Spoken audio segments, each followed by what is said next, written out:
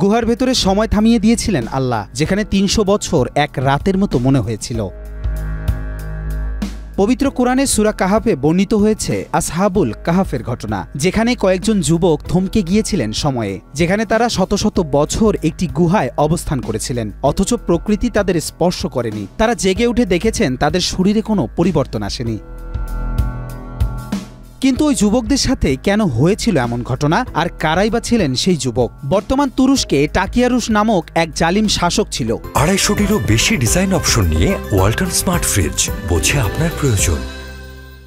যে কিনা নিজে মূর্তি পূজা করত এবং অন্যদেরকেও বাধ্য করত মূর্তি পূজা করতে। কিন্তু সেখানে যারা বিশ্বাসী ছিল তারা এক আল্লাহ ছাড়া অন্য কারো উপাসনা করতে অস্বীকৃতি জানায়। কাহাফের সাথীরা ছিলেন একদল যুবক যারা এক ধরনের ধর্মীয় নিপীড়ন থেকে পালিয়ে গুহায় আশ্রয় নিয়েছিলেন। তাদের বিশ্বাস ছিল তারা আল্লাহর সঠিক পথে চলছিল।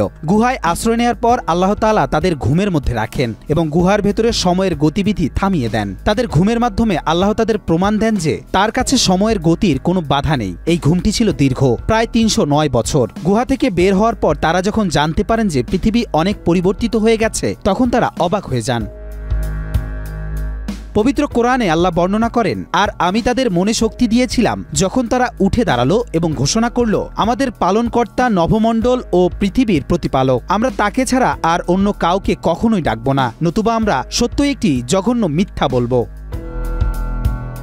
তারা মনে করেছিলেন তারা মাত্র একদিনের মতো ঘুমিয়েছেন। এটাও সিরীয় কাহিনীতে বলা রয়েছে। সে যুবক খাবার কিনতে গিয়েছিলেন, তার নাম ম্যাকলাস, এবং তিনি একটি রূপার মুদ্রা নিয়ে গিয়েছিলেন। তবে তারা ভয়ে ছিলেন হয়তো কেউ তাদের ধরে হয়তো মূর্তি পূজা করতে বাধ্য করবে। কিন্তু ফিরে এসে দেখলেন তার হাতের মুদ্রা অনেক আগেই পুরনো হয়ে গিয়েছে।